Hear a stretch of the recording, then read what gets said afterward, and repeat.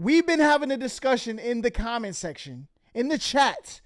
Was defense better back then or is it now? Because they said the only reason LeBron is doing good is because they changed the defensive rules. All right. So let's see.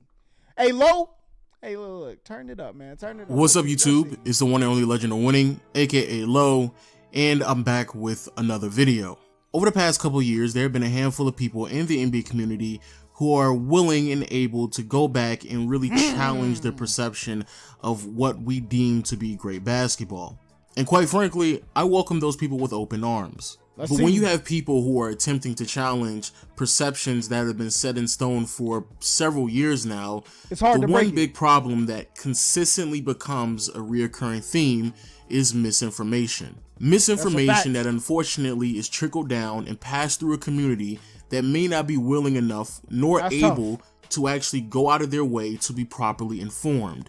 And that's what I want to talk about in today's video. 2 to 3 weeks ago, Jimmy High Roller uploaded a video challenging the idea that 80s and 90s basketball, especially on the defensive end, was nowhere near as difficult as many ex-players and older people try to make it out to be. Now, let me be very clear on what I'm about to say. I support Jimmy High Roller. Subscribe to— Hold on, what was that? Nowhere near as difficult as many ex-players and older people try to make it out to be. I didn't see now, Rodman let me be hit him. very clear on what I'm about to say. Because, boy, I was about to call it a flop. I ain't gonna lie. I support Jimmy High Roller. Subscribe to his channel, hit the notification bell and everything. And watching that video from start to finish, I can tell you right now, there is a lot of misinformation in that video.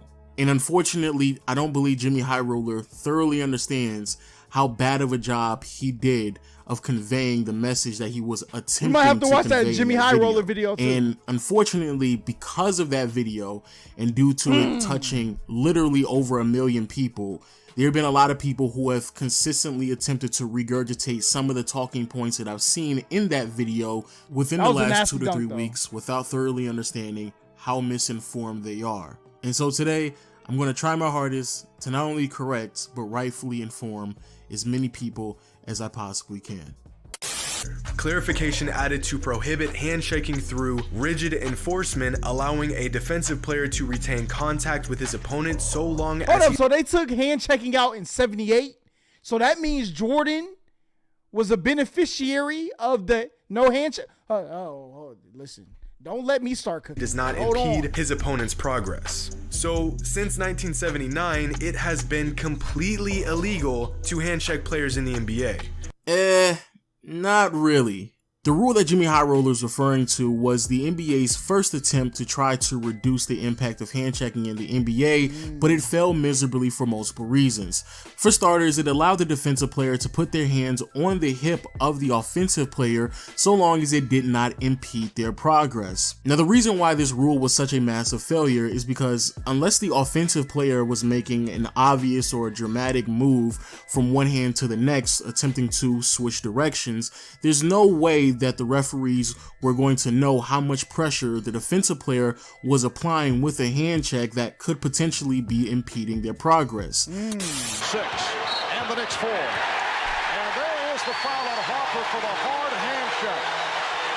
And it was almost like Derek Harper was going to see what he could get away with, and Joe Crawford all over it. It's hard to tell how much resistance he is showing with that hand check. Barb, you were talking about how much pressure does Derek Harper pull out. First of all, you're allowed a light hand check, but not to impede the progress of the dribbler. So it's just a matter of the officials putting a little bit more closer look into the hand check. The rules are intact. So yeah, the rule that Jimmy High Roller is referring to did not eliminate hand checking, simply because the rule was written way too loosely and it still gave way too much judgment call on the referees, in which for the most part referees still allowed players to hand check and potentially even impede the progress of offensive players when they were trying to make their moves. But more importantly, the real reason why I know for a fact the rule that Jimmy High Roller— Hey, that swipe away, you ever go to LA Fitness with an old head? They do the little swipe away for the hand check. They was doing that too. So the offensive had weapons to counteract. You know what I'm saying? Is referring to did not eliminate hand checking is because before the 1994-1995 season, there is a rule that specifically and exclusively states that you can no longer hand check in the backcourt leading all the way up to the free throw line. So if hand checking was truly eliminated in the NBA, why would they have to write another rule that clearly states that it was eliminated before the 94-95 season? Would like to see that part of defense taken out in the future of the NBA. Well, the feeling is the rules will be adjusted come next season because there are several masters at that, and Derek right at the top of the list. The other rule, of course, no hand checking. The players have adjusted quite early in the year. Everybody was very concerned about it. They've gone to the forearm, but the players have really adjusted to it, and we hardly see it called anymore. But unfortunately, even this rule failed miserably in trying to remove the physicality from the offensive and defensive player on the perimeter. As a great Chuck Daly just stated, as soon as they removed hand checking, forearm checking basically became the adaptation of trying to keep perimeter players at bay from attacking the basket. And Chuck Daly isn't the only coach who talked about this during the 90s as well. Phil Jackson is also on record stating, defenders then started using their forearm in the shoulder area and hip area of the offensive player in effort to reroute the offensive player or to slow them down. But the most important thing that I want to convey was the reasoning behind changing the rules, as Rod Thorne, who at the time was the vice president of basketball operations of the entire NBA, clearly stated, as he was the one who was pushing some of the rule changes.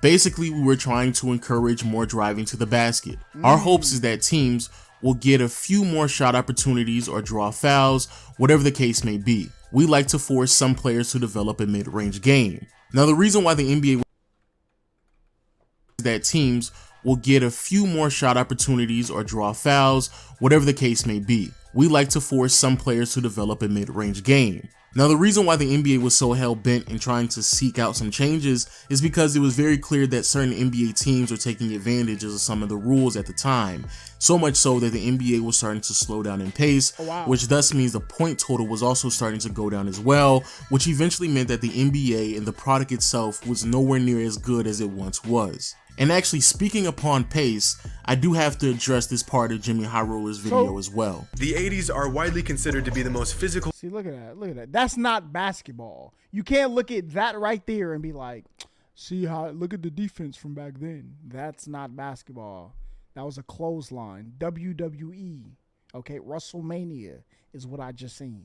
Era in NBA history. Now, within that decade, teams averaged 109 points per game. In the 1990s, NBA teams averaged 101 points per game, and in the 2000s, NBA teams averaged only 97 points per game. I'm sorry if I come across a bit too harsh, but quite frankly, I just don't know why Jimmy High Roller was trying to make this argument.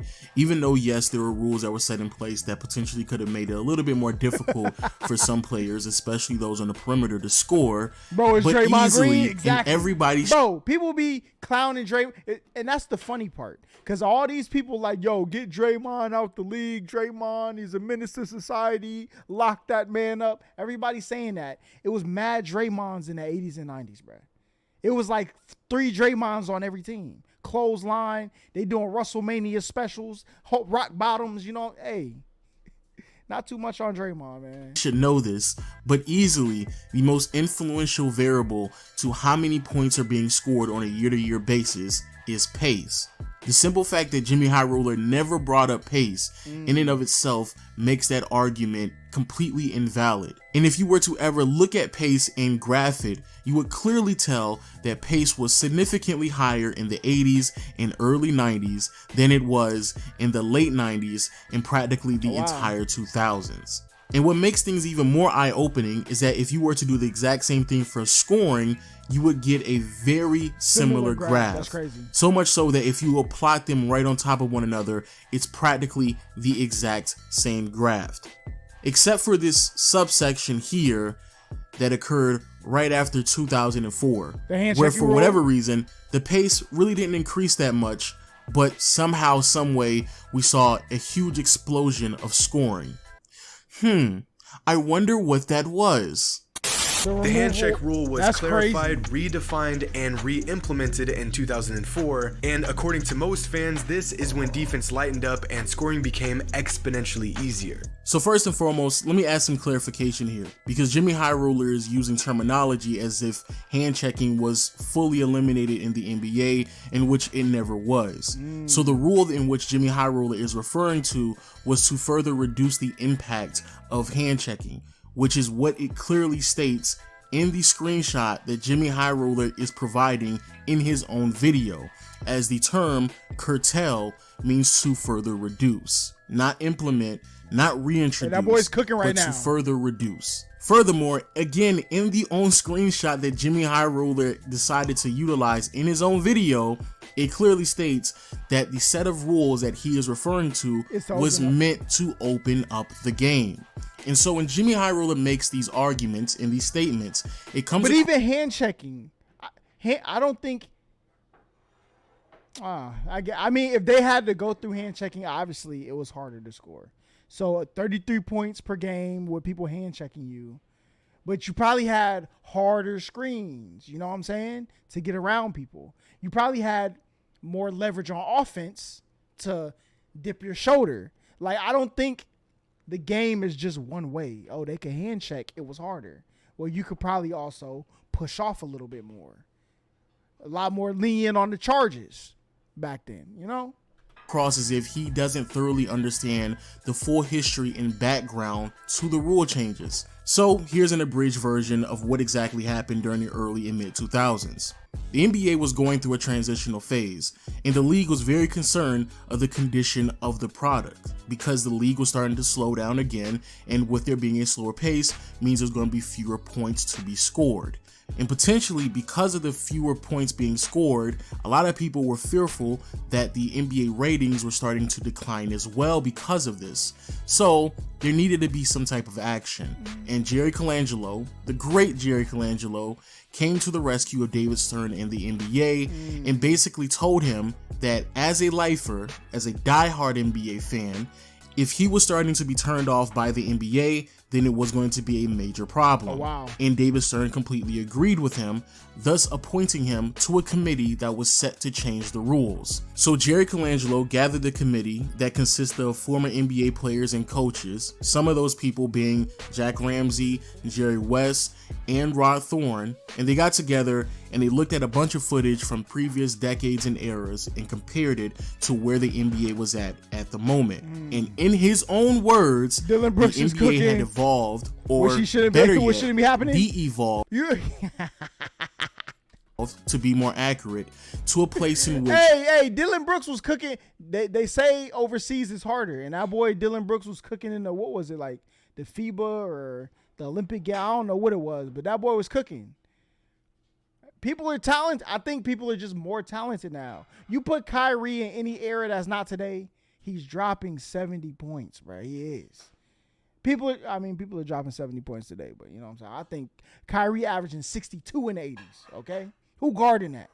it was very obvious that changes needed to be made right away. And with that being stated, this is indeed the committee that decided to remove illegal defense. John is King, thank you for the sub. Yes, sir. Made sure that the time that was given to the offensive player to cross the half-court line was reduced from 10 seconds to 8 seconds, which is why now we have an 8-second backcourt violation. And furthermore, even thought about changing the dimensions of the lane to a trapezoid shape to push out post players further from the basket, thus making it harder for them to post up, and eventually and hopefully giving a little bit more influence to perimeter players, but decided not to do that because, in Colangelo's own words, he decided he wanted to keep the identity of the NBA. But now with all of the other rules set in place... Okay, so if the committee changed the backcourt violation from 10 seconds to 8 seconds, doesn't that make it harder on the offense, right? The defense got to do less work for you to get a violation. Hey, listen, I'm just cooking, man. Let me cook. 2 or 3 years later, the committee also took a look and taking the next steps in beginning to outlaw all hand checking on the perimeter. So that's exactly what they wanted to do. And again, they wanted to do this so it made it easier for players to drive into the lane, open it up a little bit more, And in the words of Stu Jackson, who was an NBA executive and vice president of basketball operations, who also took part of the committee, as he's been on record as stating, the special committee on the rules anticipated... No, changing the violation makes it easier for the defense. Because you can hold them 2 less seconds and they get a violation. When we implemented the package back in 2001, that fundamentally it would change the game. Collectively, all 3 of those rules allowed the game to breathe. So with that being said, this is not some conspiracy theory. This is not my opinion. This is not some ex-NBA players hating. This is what the people who were setting the rules were claiming as they were making the rules themselves, because they wanted to open up the game and make it fundamentally easier for perimeter players. And popularity. There are people who could have played in the NBA back then, but they didn't because it wasn't popular to do so. Now they're handing out money. Kids look at, yo, I could be a multi-millionaire at 21 as a 5-year-old. They didn't see that before. They just seen good basketball players. So now there's more incentive for people to train harder also. To attack the basket and more freedom of movement. And because of all of the rule changes, certain teams such as the mid-2000 Phoenix Suns started to emerge as optimism continued to grow amongst organizations like the Suns, and they started to recognize that players such as Steve Nash was in the right place at the right time, and they were able to take advantage of the elimination of perimeter hand checking in the 2002 NBA rule changes that Jerry Colangelo spearheaded to restore the tempo and the improvisation in the NBA. And as I bring up the Phoenix Suns and Steve Nash, here's a quick side note. The biggest reason why many people make arguments that Steve Nash benefited from the system that he played in as well as the rule changes is because he indeed did. It's not people hating, it's a fact. Jerry Colangelo, again the man who was the head of the committee that was changing the rules, at the same time was the president of the Phoenix Suns. Nah, that's crazy. Changing the rules so your team get better, that's low-key hacking, bro. You're cheating. I don't know why David Stern allowed that to happen, but for whatever reason he did. And there's multiple articles about how Jerry Colangelo's involvement on both sides of the aisle heavily influenced how they built that team in the mid-2000s. But if you don't want to believe me, and if you don't want to believe all these other articles, here's David Griffin before he was a GM for the Cleveland Cavaliers, as he was a vice president for the Phoenix Suns and a staffer for the organization for nearly 2 decades, and him flat out claiming how they had a massive advantage due to the involvement of Jerry Colangelo. No, but MJ, that's a good point though. MJ mostly used it so they won't get past it. That's why he's such great on defense. So when hand checking was allowed, were they better defenders or were they allowed to do more on defense? That's a good question, you know what I'm saying? So was the defense harder or was the defense allowed to do more? Or I'm not going to say harder. Was the defense better or was the defense allowed to do more, are 2 separate statements. We had a built-in advantage because Jerry Colangelo was the chairman of the board. We knew from the very beginning what was likely to come about, so we were able to plan for longer than everybody else. If you told Daryl Morey right now that 3 years from now the cap is going to be a number that only he knows, Houston is going to have a pretty big advantage. We were able to build a team that's pretty ahead of the curve. So that's not me making the claim.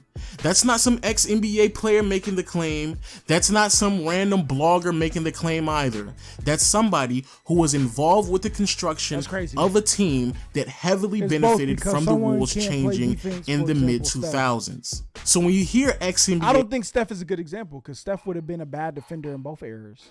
Like, he would have been a liability in both eras. So I don't think that's like a, you know... players, but if Gary Payton couldn't hand check, would he be that good? Those are the questions you have to ask also, right? Including those who played along Steve Nash make claims such as this. I played with him along with Shaq, and I think there's a, and correct me if I'm wrong, I think there's this feeling that Nash really took off and became MVP caliber once the rules kind of changed. And, you know, before that, there was a physicality to the game And once they took the physicality out, you know, at 31, 32, he had his best years, which you really don't hear of. They're not making it up. They're speaking from experience. They know what they're talking about, and they understand what was happening in the mid-2000s to attempt to make it easier for perimeter players to score. But for whatever reason, I know for a fact people are going to try to bring this up as well. What about players that played before and after the hand check rule? If fans are right about this rule, then these players that played before and after the hand check rule should have seen a significant increase in offensive output after the rule came into effect. Out of the 21 All-Stars that season, 18 of them had a higher points per game average when hand checking was allowed, and only 3 players had a higher points per game average after the hand checking rule was established. Now, I'm not gonna lie, this part of the video was so poorly researched that it blew my mind, and it actually is the driving force of me making this video. Now, for those out there who don't thoroughly understand why this is so poorly researched, let me give you an example. No, it did make it easier for the, it did make it easier for them to score.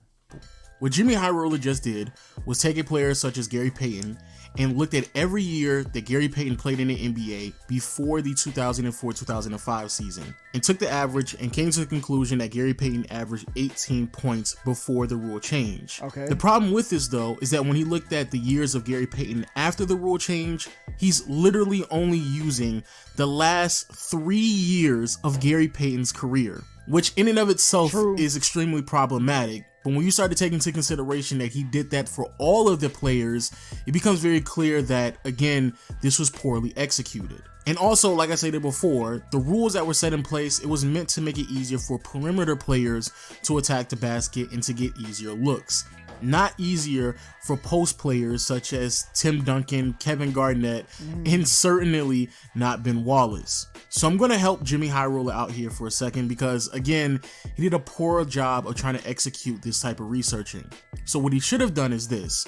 A, exclude the researching to only perimeter-oriented players. The second thing that he should have done is only exclude it to players who were in their prime when the rule changes were being implemented and only utilizing a set amount of years before the rule changes and a set amount of years after the rule changes. So he's not utilizing the latter part of Vince Carter's career when he's playing for the Atlanta Hawks in concert with all of the other years he played prior to this season. And finally, he should have utilized some efficiency numbers as well, because again, for the most part, the pace really didn't change that much. So more or less, you're not going to see any massive amount of jump in scoring because again, there's only so many possessions to be had on a game-to-game basis.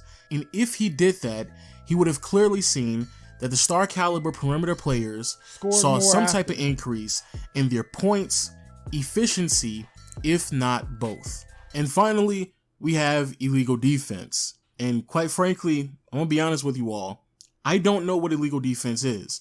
I've read multiple articles and as much information as I possibly. Isn't that like they deem like certain like defensive sets illegal? Like at one point, like zone defense was illegal or something like that, or something that resembled close to a zone that would be illegal defense, right? No, can upon the defensive system. But every single time I watch footage, I see multiple players just sagging off of their assignment. I see big men just hanging around the lane.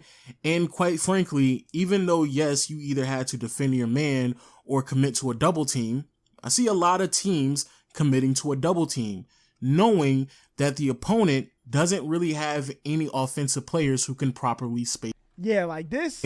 That the opponent doesn't really have any. I need y'all to look at this for 1 second, right? Offense. Is defense harder or did offensive players get better? Because if you look at this, to players, who in the league this year is catching that shot right there and not making an offensive play? He's wide open. All right. The offensive talent now is good enough to take that shot. You know what I'm saying? Floor. And when I thought about the spacing, that's when it hit me. Now, this is my opinion, but I do have a lot of facts to back this up. Ashley, appreciate you pulling up. The reason why scoring was so difficult in the 80s and 90s and even in the 2000s in comparisons to where we are in today's league isn't just because of the physicality and hand checking. it's also due to the lack of floor spacing. But the one thing that really makes me cringe is when I hear people make arguments like this. If Giannis Antetokounmpo played in the 90s, all the Bucks would have to do is clear out on the weak side and allow Giannis to abuse his defender and race at the basket. Now, I promise you I'm not trying to be that condescending, but seriously, do you not watch the NBA? Listen to what he just said again. If Giannis Antetokounmpo played in the 90s, all the Bucks would have to do is clear out on the weak side and allow Giannis to abuse his defender and race at the basket. The defensive players would be forced to follow their man outside too far away to help, even if the player they're guarding isn't an outside threat. The only other option is to double team Giannis and, again, leave your man completely open. So again, I have to ask, do you even watch the NBA? Because if you did watch the NBA, you'll clearly tell that that's exactly what teams do in today's game. Quite frankly, the Houston Rockets have basically done heavy isolation for the last 2 to 3 years now with James Harden, mainly because of the amount of spacing that they have on their roster. And granted, in today's NBA, you can technically play zone defense, but due to how prevalent spacing is in today's league, no team runs a zone on any type of consistent basis. Matter of fact, most teams are forced to play man on man because, again, there's so many sharpshooters at every position. And because of the amount of three-point threats that are constantly on the floor, it has forced teams to play defense very similar to how we see he wouldn't fall over if he had hand check with the illegal defensive rules. And so with all that being said, I do want to leave you on this note. For starters, did hand checking exist? Yes, it did. The NBA attempted to abolish it multiple times, but failed miserably. See, like, look at this. Now, Jordan was being hand checked, but he also was able to impede on the defender's ability to stop him from gaining ground to the basket by grabbing his hand or the hooking of the body. There were counters for the offensive players. So to act like hand checking was just this one-sided thing is not true. Due to how loosely the rules were written. But now when it comes to my own personal opinion on hand checking, I think it's completely overrated because majority of teams in the 80s and 90s were established offensively with an interior presence, not through the perimeter. So when I hear players like Kenny Smith talk about, oh, I was hand checked all the time and players in today's game couldn't stand to be hand checked, I laugh because Kenny Smith was on teams where there was more so of an interior presence than there was on a perimeter. So quite frankly, Kenny Smith wasn't the first nor second option on his teams. Now, second, when it comes to illegal defense, did teams benefit from illegal defense in the 80s and 90s? Yes, they did, especially in the late 90s when they changed the rules again that made illegal defense even stricter. However, when people talk about zone defense and how 90s players can't play in today's NBA, again, I laugh at that because it's very clear that you don't thoroughly understand either how illegal defense works or you don't watch basketball in today's game, because due to the abundance of spacing in today's league, makes it significantly easier for isolation players to play regardless of what era in which you're comparing them to. But when it comes to my own personal opinion about zone defense and illegal defense, quite frankly, this is the biggest reason why I believe the 2000s was the most difficult era to score. See, not the 90s, man. I knew it. Come on. Because you had zone defense and they didn't completely eliminate hand checking, or at least didn't try again to completely eliminate hand checking until the mid 2000s.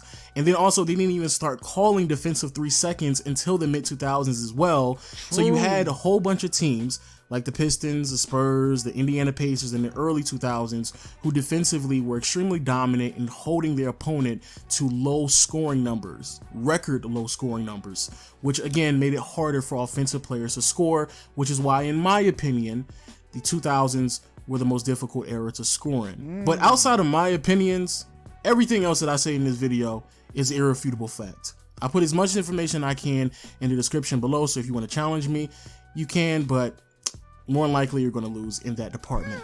And the only reason why I'm not going hard on Jimmy High Roller the same way that I would go hard on someone like Colin Cowherd is because I was at a point where Jimmy High Roller is at right now, where you go on YouTube and you search up all these videos and, you don't see there's like this the actual avalanche stuff, of new information that you have to receive. And unfortunately, Jimmy High Roller just didn't do his due diligence to actually weed out a lot of the lies. And again, to be quite frank with you all, I've been caught up in that that's as why well. he's the best player? Unfortunately, regurgitated some of those same talking points on this channel as well. And so, since this type of video is well overdue, I just decided to just take the opportunity and properly inform as much as I possibly can to my audience and hopefully correcting some of the misinformation that was spreaded through that video. But again, no hard feelings. And with all that being said, people, please let me know what you think about the video in the comment section below. If you made it this far, listen. All I'm saying is, I think it's a two-way street. The players who figured it out back then would have figured it out today. Okay? When you put the ball in the air, you got to make sure it goes in.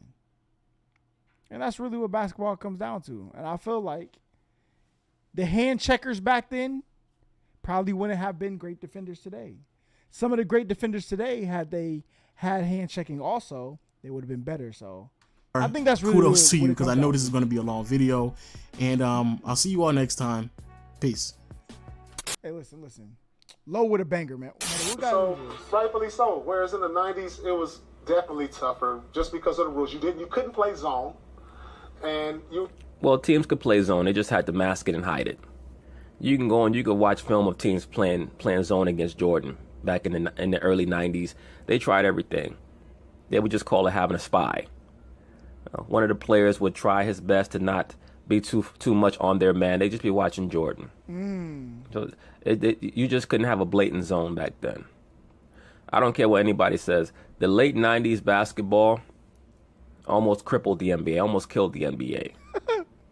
Michael Jordan carried the NBA from 95 to 98 because even in that era, the scoring was too low. Once again, whenever you watch Jordan penetrate to the basket, he always had to beat at least two guys. He knew after he beat his man that there was going to be at least one person at the rim waiting for him. It's one of the main differences from what we see today, especially when you have teams that run spread offenses like the that's true. Rockets. For the most part, James Harden knows that when he beats his man, he's going to get a layup at the rim. For the most part. Hey, listen. You got to put LeBron in the GOAT conversation. I don't care. Listen, all the Michael Jordan stands, the Larry Birders, the Irvin Magicers, no matter what they say about the rules, you still got to put the man in there, because that's the only reason we watch this video, because if you was on stream, you would know how we got here. But if you didn't, you just pull up to stream sometime. You know what I'm saying?